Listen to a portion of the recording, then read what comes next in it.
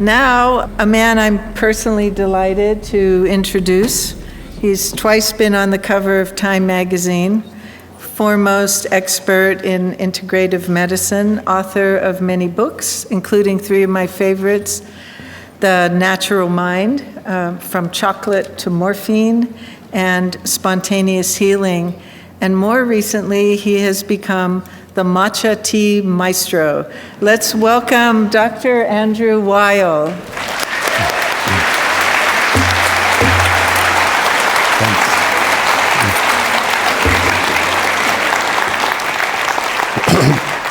Thank you, Adele. Hello, all. It's an honor to give the opening talk at this milestone event. And as a new resident of Santa Fe, I am especially pleased to see New Mexico become one of the leaders in making psychedelic medicine available. I was interviewed a short while ago by a reporter who asked me if I was surprised at how rapidly all this was happening. Well, no. In fact, what I'm surprised at is it's taken this long. 60 years ago, there was very impressive research documenting the therapeutic potential of psychedelics, and that got completely shut down. And we are only now, beginning to see some movement in this area. Obviously, some of that has to do with the numbers of people who have personal experience with psychedelics. Before COVID, when I was traveling a lot and lecturing, anywhere I was in the country, whether I was talking about nutrition, integrative medicine, healthy aging, I would get questions about psychedelics. Where can we get them? How can we find people who can guide us? I mean, there is tremendous interest in this, and it has penetrated, mainstream culture to a remarkable degree. But the huge obstacle we face is that all of these substances are imprisoned in Schedule 1 of the Controlled Substances Act. And Schedule 1 is like the Roach Motel. Things go into it, but they never come out. And Schedule 1 is defined as substances that have high potential for abuse and no therapeutic potential. I mean, how absurd. First of all, the therapeutic potential of these things is awesome, and I will say something about that, and you're going to hear a lot more about it. And in terms of the abuse potential of psychedelics, first of all, in terms of just physical toxicity, I think these are the least toxic agents known to medicine. I mean, you can't kill anyone with LSD. The only death reported is in an elephant, and that's a very sad story that was published in Science and should never have been published.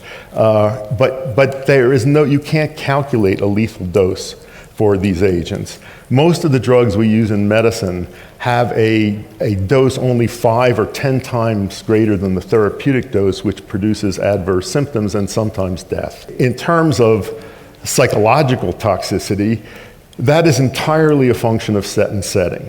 And one of the most important lessons we've learned from studying these drugs is that the experiences that come from them are products of the drug, set, and setting. So drug includes the dose, the nature of the substance, how it's administered.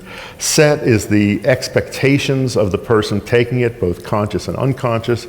Setting is the environment in which the substance is taken, both physical and psychological. And the combined effects of set and setting can completely reverse the pharmacological effects of a drug. You can give an amphetamine to people under conditions of set and setting that cause them to fall asleep.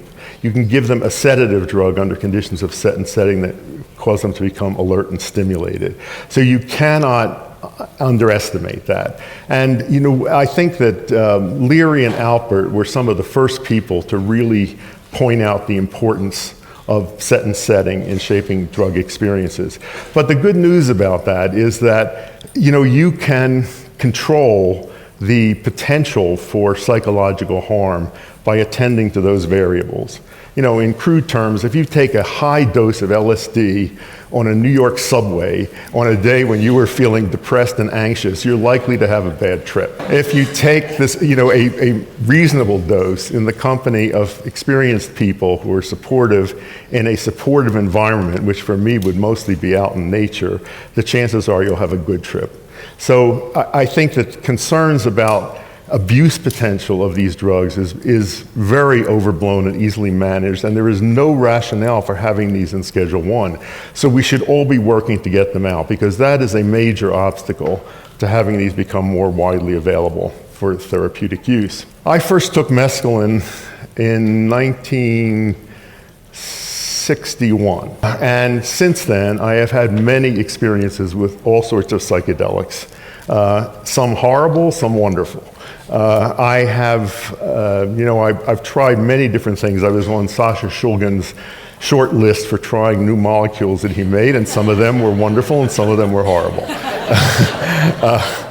But I'd like to just tell you some of the most important lessons I've learned from those experiences. First, and this came as a great surprise to me from someone with a scientific background, was the awareness that everything is conscious, that consciousness extends beyond my head, beyond my physical body, and pervades everything. And I have come to feel that, well, let me just tell you one experience in which I had a strong sense of that. I was in a canyon outside of Tucson, beautiful spring day, I think lying naked on a wonderful smooth rock, and I had taken one of Sasha Shulgin's wonderful molecules. And I became aware of energy streaming through my body, which I could see.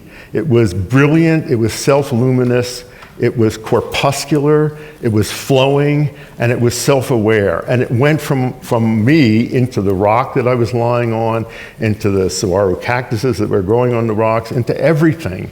And I had this very strong sense that what I was perceiving was the basic energy of the universe, and it was conscious. My personal feeling as a result of these experiences is that consciousness is primary, and it organizes matter into more and more complex forms to know itself better. That way of thinking is anathema to materialistic scientists, especially to neuroscientists who teach that consciousness is the product of chemical reactions and electrical activity in the brain, and therefore ceases when the brain dies. That view that I came to believe has a name. It's called panpsychism, meaning that consciousness pervades everything. And I am delighted to see that suddenly in the past few years, panpsychism has become quite respectable. You know, even in academic circles, there are books written about it, there are academic conferences on it. It is still a minority view, and it still really pisses off the materialistic scientists, but it is gaining popularity, and I think some of that must be that more people, a lot of people have had that experience that I've had, which I don't think I would have ever had if I had not used psychedelics. So that's a first major lesson, and it has informed my life and my thinking about medicine and health and the world. Okay, let me get a sip of water and I'll tell you the next lesson. By the way, it is only very recently that scientists have grudgingly admitted that other species may be conscious. You know, I think there is at the University of Arizona where I teach, there is a Center for Studies of Dog Cognition. I took one of my dogs down there to see, you know, how well she did. Anyway, but there is great reluctance to extend that to other animals. There was, I think it was Pope Pius XI in the 1920s made a pronouncement that the screaming of animals when they're being slaughtered should be considered the same as the screech of red hot metal when it's plunged into water, that it was not a sign of sentience. That view is still widely prevalent out there. I read a book last year that I recommend to you called The Light Eaters by a woman named Zoe Schlanger, which is about plant consciousness. Now, if scientists are reluctant to go beyond dogs in saying that things are conscious, imagine when people begin talking about plants having consciousness, communicating with each others, communicating with mushrooms, communicating in the forest, and so forth. But I urge you to read that book. It's very well scientifically documented, and it supports, you know, this. I don't think the person who wrote that would be willing to extend that idea to rocks, but I am. I think, you know, as I said, I think everything out, the consciousness is the fundamental stuff. Next lesson. I really came to see very powerfully that external reality can be changed by changing internal reality. That is, by making changes in your mind, things behave differently toward you. That has enormous implications for medicine. You know, I think the great deficiency in conventional medicine, which comes from the scientific materialist paradigm, is that the only thing that's real is that which can be seen, touched, measured. That if you observe a change in a physical system, the cause has to be physical. The idea that there can be non-physical causation of physical events simply is not allowed for in that scientific model. And yet I have seen that again and again. I first saw it in myself, seeing how shifts in my consciousness caused interactions with the external world to be dramatically different.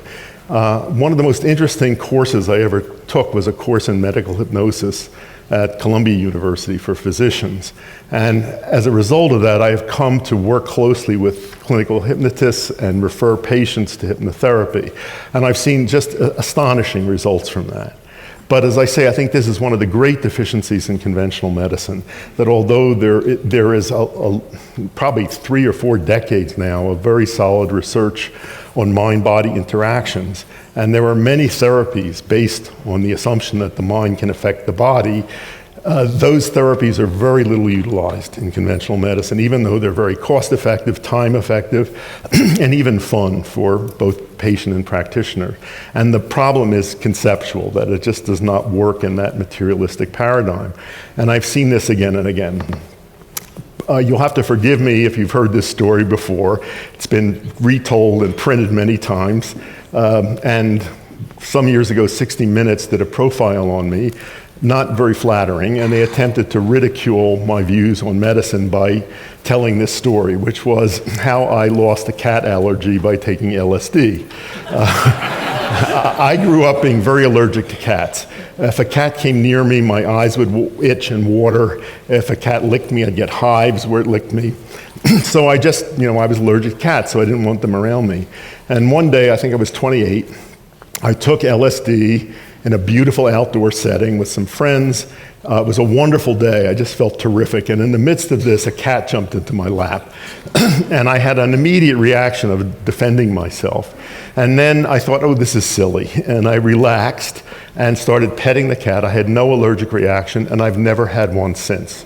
I mean, instantaneous disappearance of a lifelong allergy. I mean, that's remarkable. And it made me very happy. So, I did have the thought of opening Dr. Weil's allergy clinic. Hasn't happened yet, but I hope it will, maybe in New Mexico. Okay, another one. Around the same time, I had also grown up having very fair skin, and I couldn't get tan. And I was told, you have fair skin, can't get tan. And my experience of being out in the sun at the beach was, I'd turn bright red, sheets of skin would peel off, and I'd be white, and it never changed. So also around this time when I was 28, and I think this was again with LSD, on a wonderful spring day, I was lying naked in the field in the middle of the day, and the sun was up there, and I thought, this is silly. Why do I think the sun is my enemy? And so I relaxed. The next day, I got tan, and I have ever since. That's a little harder to explain than the cat stuff, but it also must be mediated by the immune system. I mean, it's some way in which a change in consciousness is transmitted by the nervous system and affects the behavior of melanocytes in the skin. But these are just 2 examples. I could give you many, many others. But having had these experiences, I have to say I'm very disappointed that all of the talk about research on these drugs is focused on mental and emotional disorders. I think there is tremendous potential for their use in physical medicine. I would start with things like allergy and autoimmunity, which are easy to move, before you jump right in with cancer and more difficult things. But I think, that there are so many chronic conditions in which I think the logjam is up here, that somehow people have accepted a certain way that their body is. And if they can have even a few minutes of seeing that it's possible to experience their body in a different way, that can open the door. Now I'll tell you one other story, which I think is illustrative of this potential and also a caution about it. Also at this period of my life, somewhere 28, 29, I was starting to practice Hatha Yoga. And there was one posture that I just could not get, the plow, where you lie on your back and raise your legs and try to touch your toes behind your head. I got to where my toes were a foot from the floor, and I had excruciating pain in my neck. And I could not make progress with that. So again, one day, I think also on LSD, feeling terrific. My body felt so light and elastic, I thought, gee, I ought to try that. So I was lying on my back and lowering my feet, and I thought I had a foot to go, and they touched the floor. I couldn't believe it, so I raised them, lowered them. I mean, I was ecstatic. The next day, I tried to do it. I got within a foot of the floor, and there was excruciating pain in my neck. But now I knew it was possible. If I had not had that experience, I don't think I would have persisted at it. But I did, and in a few weeks I was able to do it. So I think this is one of the potentials of these agents. They can show you possibilities, but they don't give you information about how to maintain those possibilities. And you may have to find other ways of doing that. Geez, I could go on and on about this. Obviously this is a subject of great meaning to me. I am absolutely delighted that this is happening here in New Mexico, and I hope this is just the beginning, because it's not just mushrooms. There's this whole range of substances out there that have tremendous potential, and again, not just for mental and emotional disorders, but for physical medicine as well. They have very low risks of abuse, of toxicity, and it is an urgent priority to make these more available. At our Center for Integrative Medicine at the University of Arizona, where we train physicians and allied health professionals, and we have a 2-year fellowship. We've graduated now almost 3,000 physicians from this training, which it attempts to remedy all of the deficiencies in conventional medical education.